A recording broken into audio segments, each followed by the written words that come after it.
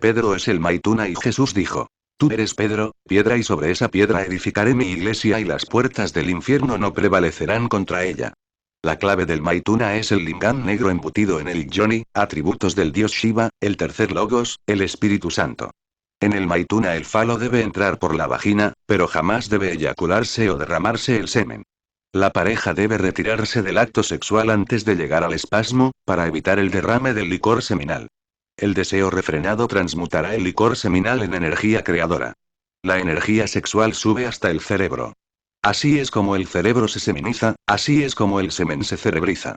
El Maituna es la práctica que nos permite despertar y desarrollar el Kundalini, la serpiente ígnea de nuestros mágicos poderes. Cuando el Kundalini despierta, sube por el canal medular a lo largo de la espina dorsal. El Kundalini abre las 7 iglesias del Apocalipsis de San Juan. Las 7 iglesias están situadas en la espina dorsal. La primera iglesia es Éfeso y se corresponde con los órganos sexuales. Dentro de la iglesia de Éfeso duerme la serpiente sagrada enroscada 3 veces y media. La segunda iglesia es Esmirna, situada a la altura de la próstata y nos confiere el poder sobre las aguas. La tercera iglesia es Pérgamo, situada a la altura del ombligo y nos confiere el poder sobre el fuego. La cuarta iglesia es Tiatira, situada a la altura del corazón y nos confiere el poder sobre el aire y muchos poderes, tales como el desdoblamiento voluntario, el de los jinas, etc. La quinta iglesia es Sardis, situada a la altura de la laringe creadora y nos confiere el poder del oído mágico, que nos permite escuchar las voces de los mundos superiores y la música de las esferas. La sexta iglesia es Filadelfia y queda a la altura del entrecejo y nos confiere el poder de ver los mundos internos y las criaturas que los pueblan. La séptima iglesia es la Odisea. Esta maravillosa iglesia es el loto de los 1000 pétalos, situado en la glándula pineal, parte superior del cerebro. La Odisea nos confiere los poderes de la polividencia, con los cuales podemos estudiar todos los misterios del gran día y de la gran noche.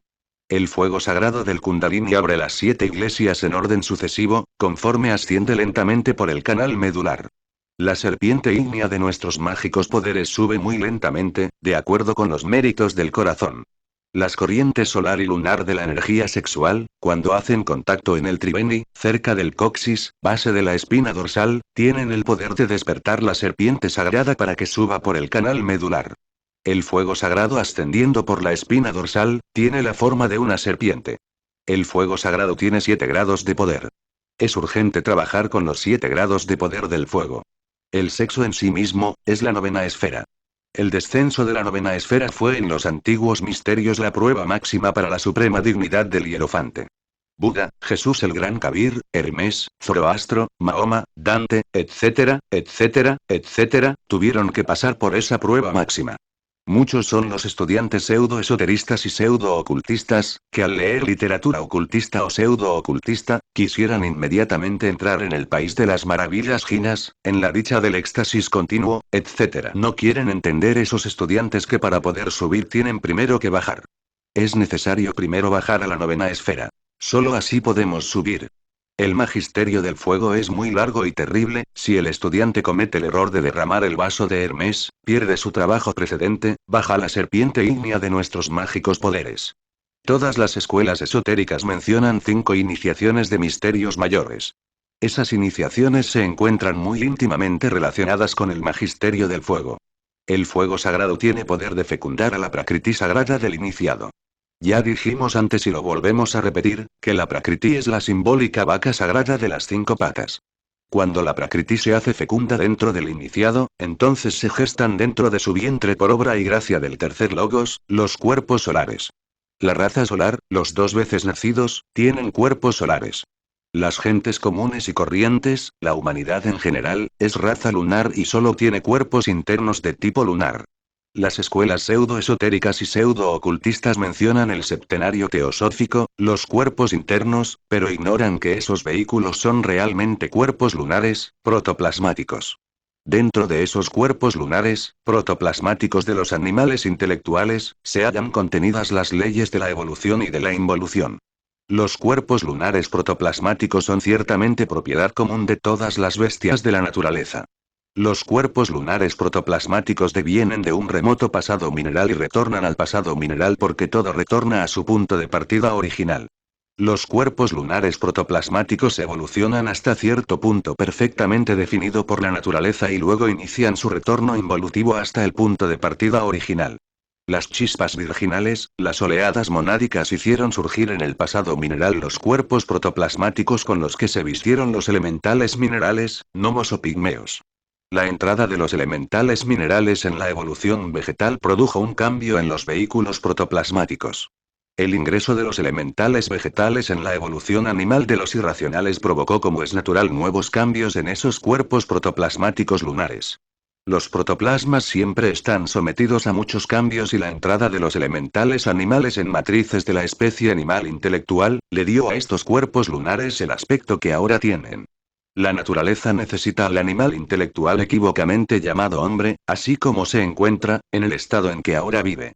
Toda la evolución de los protoplasmas tiene por objeto crear estas máquinas intelectuales.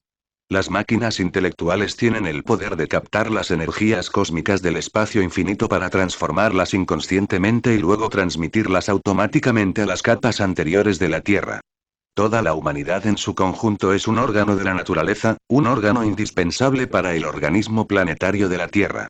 Cuando cualquier célula de dicho órgano vital, es decir, cuando cualquier sujeto es demasiado perverso o cumple a cabalidad su tiempo de 108 vidas sin haber dado fruto, deja de nacer para precipitar su involución en los mundos infiernos.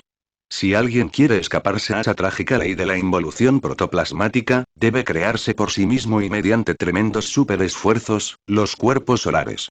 En todos los elementos de la naturaleza, en toda sustancia química, en todo fruto, existe su correspondiente tipo de hidrógeno y el hidrógeno del sexo es el Si-12. El fuego, el foat hace fecundo el vientre de la vaca sagrada de las 5 patas, pero solo con el hidrógeno sexual Si-12, se forman, se cristalizan, los cuerpos solares. Dentro de las 7 notas de la escala musical se realizan todos los procesos biológicos y fisiológicos cuyo último resultado es ese elixir maravilloso llamado semen. El proceso se inicia con la nota do desde el momento en que el alimento entra en la boca y continúa con las notas re mi fa sol la, y cuando resuena el si musical, el elixir extraordinario llamado semen ya está preparado. El hidrógeno sexual se encuentra depositado en el semen y podemos pasarlo a una segunda octava superior do re mi fa sol la si, mediante un shock especial. Ese shock especial es la refrenada sexual del maituna. La segunda octava musical hace cristalizar el hidrógeno sexual Si-12 en la forma extraordinaria y maravillosa del cuerpo solar astral. Un segundo shock del maituna hace pasar al hidrógeno sexual Si-12 a una tercera octava superior do re mi fa sol la si. La tercera octava musical originará la cristalización del hidrógeno sexual Si-12, en la forma magnífica solar del legítimo cuerpo mental. Un tercer shock pasará el hidrógeno sexual Si-12 a una cuarta octava musical do, re mi fa sol la si. La cuarta octava musical, origina la cristalización del hidrógeno sexual, en la forma del cuerpo de la voluntad consciente, o cuerpo causal. Quien ya posee los 4 cuerpos conocidos como físico, astral, mental y causal, se da el lujo de encarnar al ser para convertirse en hombre verdadero, en hombre solar. Normalmente el ser no nace ni muere ni se reencarna, pero cuando ya tenemos los cuerpos solares, podemos encarnarlo y pasamos a ser realmente. Al que sabe, la palabra da poder, nadie la pronunció, nadie la pronunciará, sino solamente aquel que lo tiene encarnado. Muchos estudiantes gnósticos se preguntan por qué no mencionamos al cuerpo vital y por qué solo contamos 4 vehículos excluyendo al vital. La respuesta a este interrogante es que el cuerpo vital es tan solo la sección superior del cuerpo físico.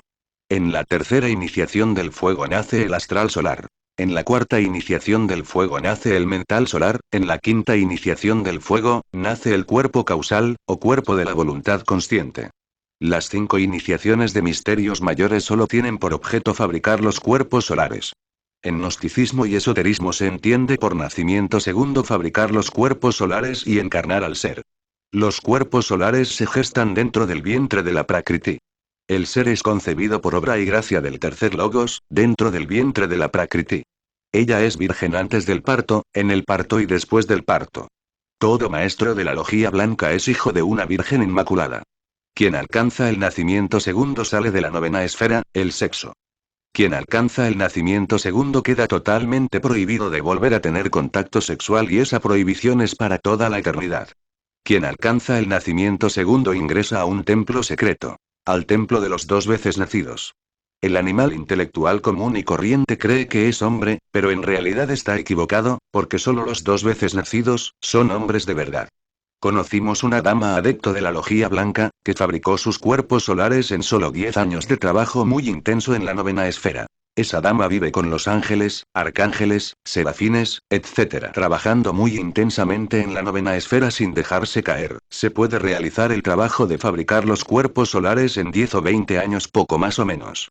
La raza lunar odia mortalmente esta ciencia de la vaca sagrada y antes que aceptarla prefiere buscar escapatorias y justificativos con frases de relumbrón y mojigatería. Los bonzos y dupas de capacete rojo, los magos negros, practican el tantrismo negro, eyaculan el semen durante el maituna, así despiertan y desarrollan el abominable órgano cundartiguador. Es urgente saber que el órgano cundartiguador es la serpiente tentadora del Edén, el fuego sagrado proyectado hacia abajo, la cola de Satán cuya raíz está en el coxis. El abominable órgano cundartiguador fortalece los cuerpos lunares y el ego. Aquellos que viven aplazando el nacimiento segundo para futuras vidas, terminan por perder la oportunidad y vencidas las 108 vidas, ingresan a los mundos infiernos, donde solo se oye el llanto y el crujir de dientes. Diógenes buscó con su linterna a un hombre en todo Atenas y no lo encontró. Los 2 veces nacidos, los hombres verdaderos hay que buscarlos con la linterna de Diógenes, son muy raros de hallar.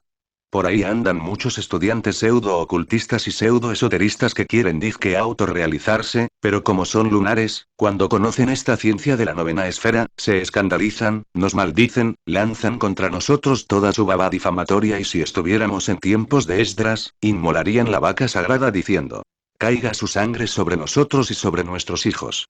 El camino que conduce al abismo está empedrado con buenas intenciones. No solo entran al abismo los perversos. Recordemos la parábola de la higuera estéril. Árbol que no da fruto, es cortado y echado al fuego. En los mundos infiernos viven también magníficos estudiantes de pseudo-ocultismo y pseudo-esoterismo. Escorpio es un signo muy interesante, la ponzoña del escorpión hiere de muerte a los enemigos del Maituna, a los puritanos insultadores que odian al sexo, a los que blasfeman contra el tercer logos, a los perversos fornicarios, a los degenerados del infrasexo, homosexuales, masturbadores, etc. Escorpio gobierna los órganos sexuales. Escorpio es casa de Marte, planeta de la guerra y en el sexo se encuentra la raíz de la gran batalla entre los magos blancos y los negros, entre las fuerzas solares y lunares. La raza lunar odia mortalmente todo lo que tenga sabor a maituna, magia sexual, tantrismo blanco, vaca sagrada, etc. Los nativos de Escorpio pueden caer en las más espantosas fornicaciones o regenerarse totalmente. En la práctica hemos podido verificar que los nativos de Escorpio sufren mucho en la primera mitad de la vida y hasta tienen un amor que les ocasiona grandes amarguras, pero en la segunda mitad de la vida todo cambia, la suerte les mejora notablemente. Los nativos de Escorpio tienen cierta tendencia a la ira y a la venganza, difícilmente perdonan a alguien.